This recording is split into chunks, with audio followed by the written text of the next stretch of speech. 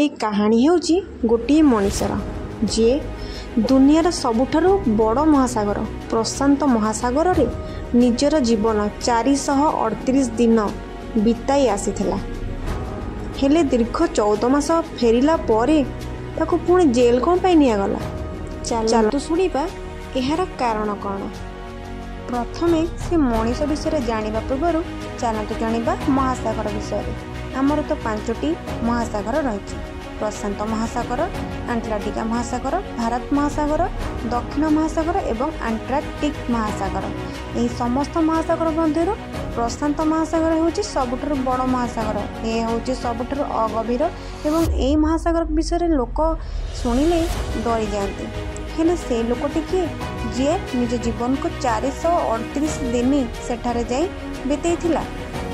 जी प्रशांत महासागर रे 14 मास बितेइथिला से लोकटीर ना हेउची जोसे सोल्भाडोर अल्भालेंगा। कथा थिला 2012 मसीहार जड़े पुराणा माछ धराणी जे मेक्सिको अंचल रे बास करुथिले। थाहेउची 17 नवेम्बर 2012 मसीहा जोसे एवं तांको सांग दुहे बेसी भाबिले कूल ठार 120 किलोमीटर दूर को जीवे माछ धरने। चाहू चाहू से जाए पहुँची गले 120 किलोमीटर दूर। हेले से दिनटा सतरे हुए तो अशुभ थिला। से दिन हठात झड़ तूफान रे लहरी तांको आड़ को माड़ी आसिला। जाल निजे रक्षा करने को जाई डंगा को उड़े चलिले। हेले आ 20 किलोमीटर दूर थाए कूल तांको इंजिन खराब हो गला। खबर पहुँचाइबा तांको पाखरे आ किछि नथिला। केवल गोटे रेडियो माध्यम मालिक पाखरे से खबर पहुँचाई। मालिक खबर पाई डंगा पठेइथिले सेमानकु खोजिबा। हेले एते झड़ तूफान मझिरे से दी जन को सेमाने पाई पारि नथिले। से झड़ तूफान रे सेमानकु मध्य बाट किछि दिसु नथिला कि स्थान देखा जाउ नथिला कोठी जाई रहिते। आश्चर्यर कथा एया थिला कि मात्र 5 दिन मध्यरे तांकर डंगा जाई 450 किलोमीटर दूर रे रहितिला। सेथिपई सेमानकु खोजिबा असंभव हेउतिला। एमिति कि तांको पाखरे कोनोसी भी जिनिस नथिला जेमिति कि किछि निया जहा द्वारा से साहाय्य मागी परिबे। सेथिपई सेमाने बहुत असहाय होई पड़िथिले। मात्र 2 दिन मध्यरे तांको पाखे थिबा सब खाद्य सरीगला। माछ धरिबा पाई मध्य जाल नथिला कारण से फोपाड़ी देइथिले।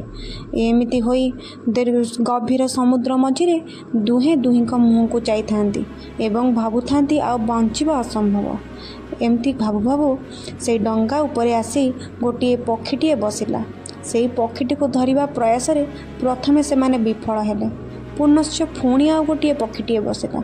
शेषरे से पक्षीटी को धरी से माने खाइबा को लागिले। समुद्रर पानी तो एड़े लुणिया जे ताकू पीवा तो असंभव। वर्षा जल को संग्रह करी से माने पीवा पाई लागिले। एमती हुए दीर्घ 4 मास बीतीगला। केते आउ एमती वर्षा जल पी रहउतिबे। एपरी कष्ट रे तांको सांग आउ सही पाइला नहीं। डंगारु डेई आत्महत्या कले। सांगर मृत्यु को देखी जोसेल बहुत थकी जाइथिले। से भी बंचिबा पाई संघर्ष करि चलिथिले।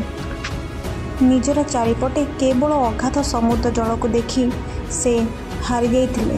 बंचिबार आशा आ तांको पाखे न थाए। एमती बहुत मन दुखरे से डंगा पर बसी थांती। दीर्घ 6 मास बीतीगला। दीर्घ 6 मास परे गोटे दिन से देखिले कार्गो जहाजटीए तांको आड़िकी माड़ी आसुची। से जहाजटीए देखी से बंचिबार आशा तांको पाखरे पुणी आउ थरे जाग्रत होला। भाबिले एथर मु साहाय्य पाइजिबि। हेले केजाणी तांको भाग्य रे कोन थिला। से जहाज को जेते साहाय्यर हाथ बढ़ाइले से जहाज पाखरे कौनसी प्रकार वार्ता पहुँच पाइला नहीं एवं से जहाजटी पुणी चलीगला। पुणी निजको से अगाध पानी भितर पाई से पुणी बंचिबार आशा हराई बसिले। 438 दिन पर फाइनाली से दिन आसी पहुँचीगला 30 जनवरी 2014 मसीहा। से देखा पाइथिले नड़िया पाखापाखि नड़िया गुड़ाक देखी से सेठू जानीपारी कि पाखापाखि कौटी द्वीप रही। दूर देखा जाउथिबा द्वीपर पहुँचबा पाई संघर्ष कर जाई पहुँची गले से द्वीपरे। से द्वीपटीर नाम थिला इबोन अटल। ए द्वीपटी बहुत छोट द्वीपटीए। दीर्घ एते वर्ष पर से पहुँची भूमि उपरे निजको पाई बहुत खुशी हो जाइथिले। भगवानଙ୍କର लीला सतरे अपूर्व अपार।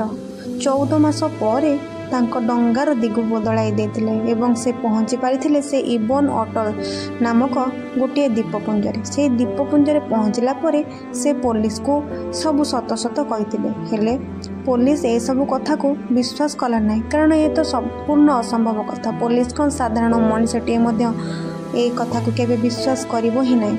एहा परे जोस्कर मालिक पाखक पुलिस फोन करी कन्फर्म हैला परे तांको मेक्सिको रे पहुँचला परे मध्य मेक्सिको जोस्कर दंड सरी नथिला।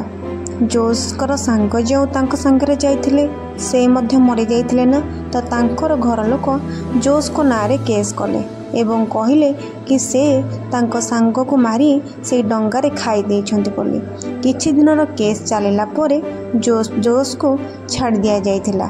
एहार किछि दिन परे जोस 438 नामक गोटे बही लेखिथिले। किंतु यह सत कथा, जोस्कर अजाणतारे से एक वर्ल्ड रेकर्ड बनैथिले, जहाको केबे केही भांगी परिबे नाही।